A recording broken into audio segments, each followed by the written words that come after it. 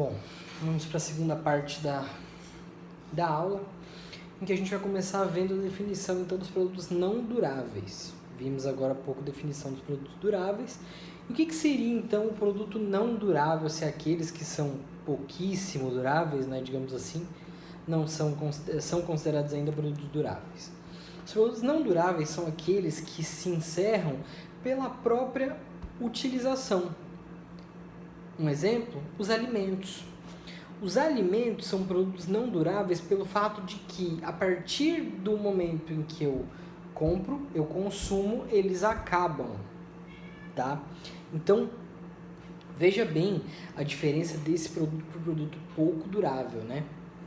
O produto não durável, ele se encerra pelo próprio consumo. O produto pouco durável, ele não se encerra pelo consumo, ele se acaba rapidamente, mas pelo fato de que ele foi produzido para ter uma pequena durabilidade. Mas ele tem alguma durabilidade. Então, o produto não durável é simplesmente isso, é aquele que se encerra pelo próprio consumo, como é o caso da comida. E quanto àquela amostra gratuita, né, os produtos gratuitos, os produtos não onerosos, né, que a doutrina trata? Na verdade, isso aí é uma situação até bem resumida dentro da doutrina, inclusive porque, na verdade, o código não trata muito desses produtos. Só trata, na verdade, para dizer o óbvio, que é dizer que não se pode cobrar por aquela amostra grátis, né, por aquele pequeno produto ou uma parcela de produto que se dá ao consumidor para experimentar aquele produto ou aquele serviço, de modo a decidir se ele vai adquirir ou não o tal produto. Então, quando o código diz, na verdade, que não se pode cobrar por esse produto, ele está dizendo o óbvio, é um produto gratuito, é um produto não oneroso, exatamente com o objetivo de propaganda. Então, aqui não tem muita coisa para acrescentar. E o tal do serviço? Né? O que seria esse serviço que é previsto pelo Código de Defesa do Consumidor e que caracteriza a relação de consumo? Vamos lá. O artigo 3º, parágrafo 2º, nos diz que o serviço é qualquer atividade fornecida no mercado de consumo mediante remuneração, isso aqui é importante, inclusive as de natureza bancária, financeira, de crédito e securitária, salvo as decorrentes das relações trabalhistas. Então vamos lá. Primeira coisa que a gente faz aqui é excluir aquelas que têm relação trabalhista, porque se eu ofereço um serviço a um empregador por um preço fixo e dentro daquelas condições que a CLT prevê, aí eu já não posso mais ser regulado pelo Código de Defesa do Consumidor, eu vou ser regulado pela própria CLT, que prevê que quando existe pessoalidade, quando existe onerosidade, quando existe habitualidade e assim por diante, eu sou empregado, não sou mais consumidor. E aí tem uma diferença, por exemplo, que pode existir sim uma relação de consumo quando há prestação de serviço, mas aí é outra situação em que não existe subordinação, que é a grande diferença para vocês entenderem do que é uma prestação de serviço particular para o que é uma relação trabalhista, é a existência ou não de subordinação. Então, o prestador de serviço, ele não está subordinado àquele que o contrata. Ele não tem um horário fixo, ele não recebe ordens na forma como ele conduz o serviço dele e assim por diante. Ele é dono de si, digamos assim, dentro dessa relação comercial. O que ele precisa é prestar o serviço dentro dos padrões contratados. Fora isso, não existe uma hierarquia entre prestador de serviço e contratante. Aí que está a grande diferença. Então, o prestador de serviço, ele pode sim ser regrado pelo CDC. Agora, o trabalhador, nunca. Segundo ponto, em relação à prestação de serviço. Aqui, o próprio artigo 3º, no parágrafo 2º, aqui, ele trata que são serviços inclusive aqueles de natureza bancária, financeira, de crédito e securitários.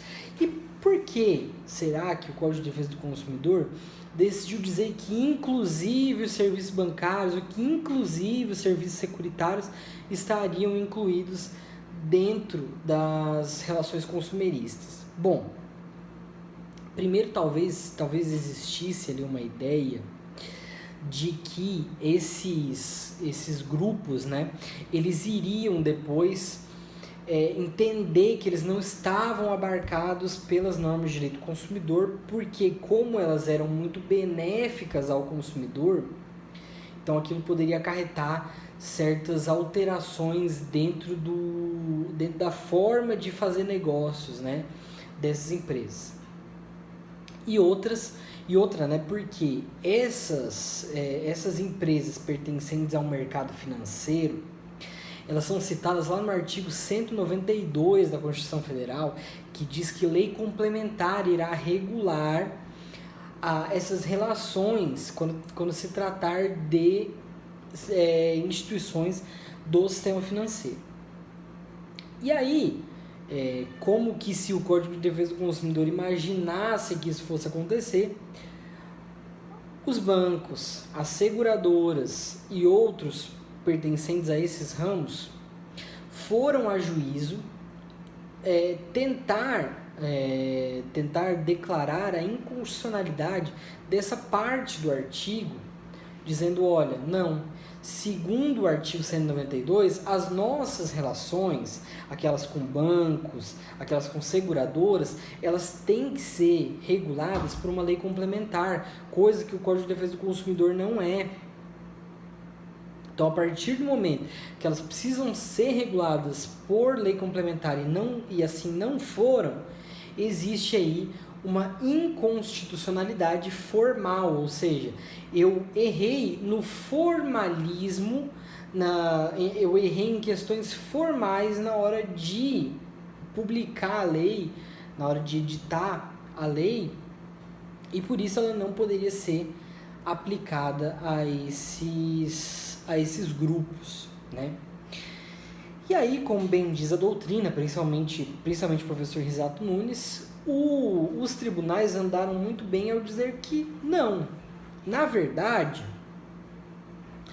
o artigo 192 da Constituição Federal, ele até indica, sim, que essas instituições do sistema financeiro nacional, elas serão reguladas por lei complementar. Mas acontece que o Código de Defesa do Consumidor, ele não está em confronto com nenhuma lei complementar que regule o assunto e muito menos está em confronto com a própria Constituição. Porque foi a própria Constituição que determinou a defesa do consumidor e a regulamentação dessa defesa do consumidor, né? Então, quando se diz isso, eu digo o seguinte, olha, sim, deveria haver uma lei complementar que regulasse essas relações, mas não há. E o Código de Defesa do Consumidor, ele vem regulando essas situações sem confrontar com nenhuma outra norma hoje em vigência. Portanto, essa lei ordinária é sim válida porque já o STF vinha decidindo desde 1988, quando foi promulgada a Constituição Federal, o STF já vinha decidindo que não existe hierarquia entre as leis complementares e as leis ordinárias. O que existe, sim, é reserva de competência para algumas situações específicas. Mas, nesse caso, não há nenhum confronto entre o Código de Defesa do Consumidor e essas previsões e também não há uma hierarquia que justifique a declaração de inconstitucionalidade dessa norma pela inexistência de lei complementar. Beleza? Então, lembrando sempre que essa lógica foi aplicada pelo fato do Código de Defesa do Consumidor ser uma lei essencialmente protecionista. Não fosse assim, a situação seria completamente diferente.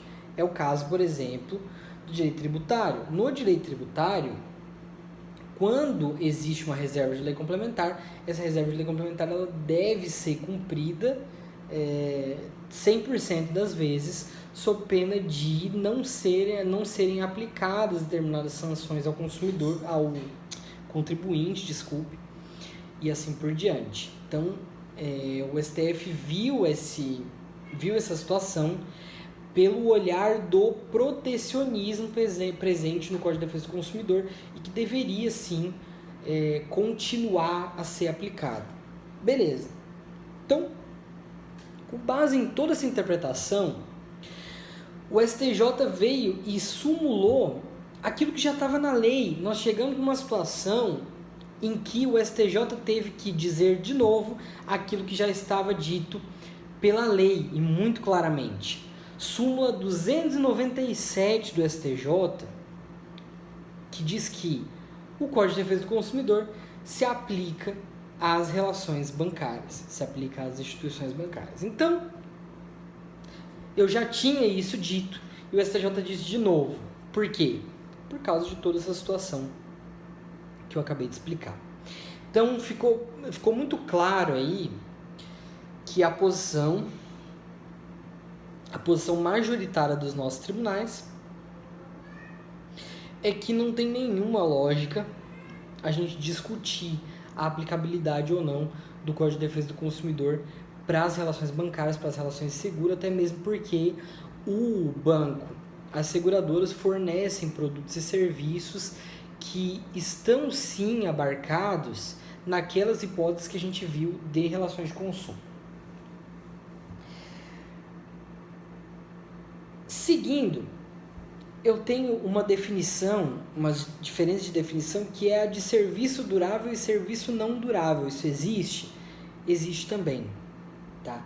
Ah, mas eu não tenho serviço, como é o produto, né, não durável.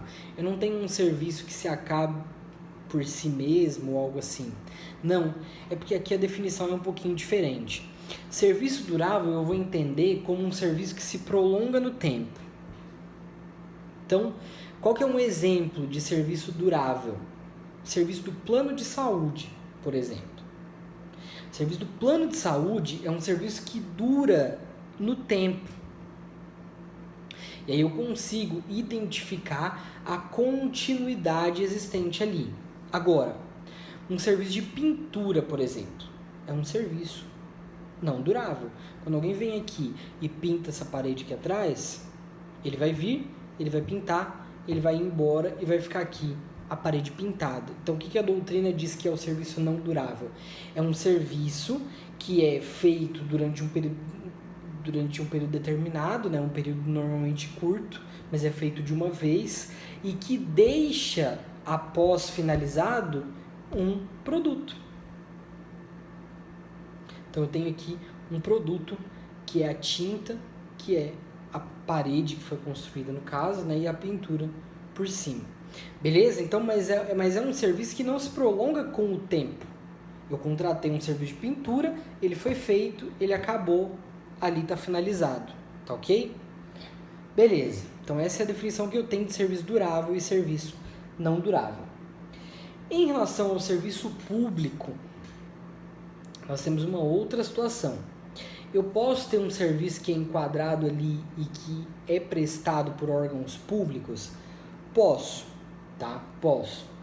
Fornecedor, a gente já viu lá atrás, no artigo 3º, o fornecedor pode ser o poder público, em algumas situações em que ele me oferta serviços privados, como é o caso de concessionárias ou de empresas públicas que fornecem serviços privados diretamente ao consumidor, caso de banco, caso da energia elétrica e assim por diante.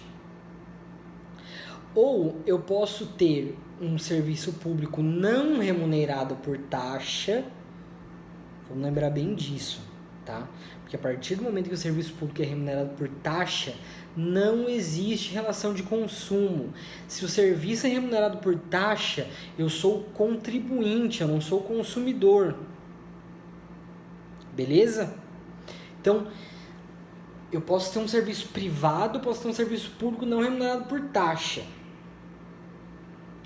E agora? Esse serviço ele pode ser direto e ele pode ser indireto. Em que caso?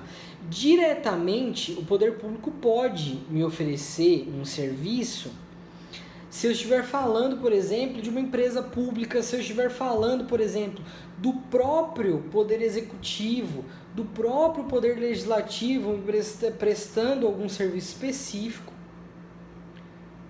E eu posso estar falando de um serviço prestado de forma indireta, que é um serviço prestado por um particular de forma concedida. Ou seja, quando a Energisa me fornece o serviço de energia elétrica, ela está me fornecendo como um particular que vem me oferecer um serviço público por concessão. Então essa é a diferença aí do serviço público direto e do serviço público indireto. Agora, qualquer um dos dois pode ser caracterizado como serviço público para fins de relação de consumo? Sim, qualquer um dos dois pode ser considerado serviço público para fins de relação de consumo. Beleza? Nós não temos diferença nesse ponto. E agora eu vou falar de uma situação interessante que é o serviço essencial. O que é o tal de serviço essencial? Eu vou lembrar vocês, lá do início dessa aula de hoje, quando eu disse que a legislação consumerista ela pode ser suplementada tanto por tratados internacionais, né? Nós estamos lá no artigo 7º, tá? Tratados ou convenções internacionais, legislação interna ordinária, que é o caso aqui que nós vamos falar agora, regulamentos expedidos pelas autoridades administrativas competentes, bem como dos que derivem dos princípios gerais de direito, analogia, costumes ou equidade.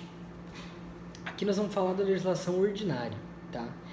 Eu tenho a legislação, que é a lei de greve, que prevê que alguns serviços são essenciais e, por serem essenciais, eles não podem ser objeto de greve, certo? É o caso, por exemplo, da polícia, é o caso de serviços hospitalares, é o caso de energia elétrica e água, é o caso de compensação bancária e assim por diante. Eu tenho um rol bem extenso lá de serviços que são essenciais e que, portanto, não podem ser objeto de greve. Tá, mas aí eu tô falando de greve, como que eu aplico isso no direito do consumidor? Veja bem, eu vou dar um caso prático para vocês, para ver como essa essencialidade é aplicada ao direito do consumidor. Existem casos em juízo de pessoas que tiveram a energia elétrica cortada. Então, suponham vocês, já teve a tese também de que a energia elétrica não poderia ser cortada porque ela é um serviço essencial. Mas isso já caiu porque, para ser essencial, ela precisa de uma contraprestação. Então, se eu não pago a energia elétrica, eu posso ter a energia elétrica cortada sim.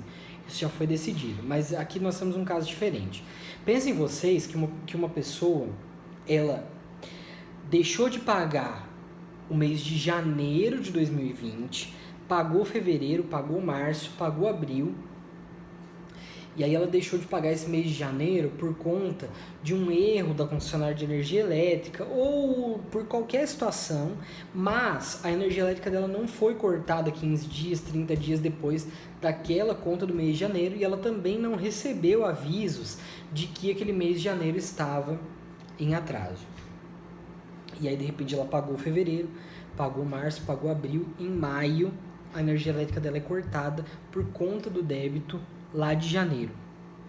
Existem diversas decisões judiciais no sentido de que aí sim eu aplico o princípio da essencialidade nas relações de consumo para dizer, olha, ele teve todo esse período, né, a concessionária teve todo esse período para avisar o consumidor de que a energia elétrica dele seria cortada e para avisar de que aquele débito estava pendente lá desde janeiro e que ele poderia gerar o corte. Não avisou.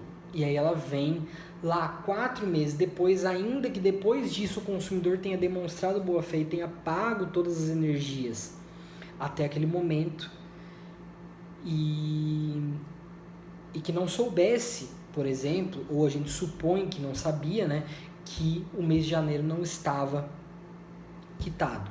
Sendo assim, as decisões judiciais são no sentido de que Como esses serviços não podem parar, como eles são essenciais, eu não posso cortar a energia elétrica de um cidadão por uma conta que está atrasada de meses atrás, se eu considerar que todos aqueles meses dentro desse período foram pagos normalmente, tá bom?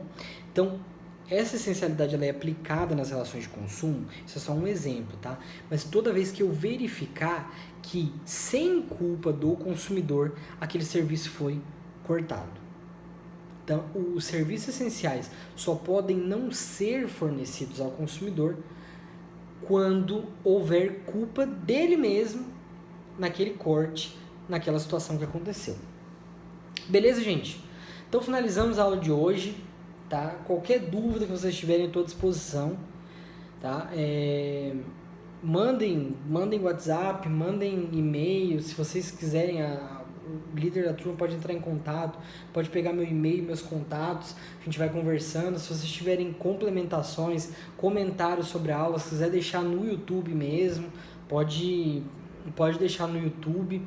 Se vocês quiserem também me encontrar no Instagram, conversar, enfim, qualquer coisa que vocês precisarem, estou à disposição, estou em qualquer uma das redes sociais e no celular para conversar com vocês, beleza? Bom final de semana, até a próxima aula.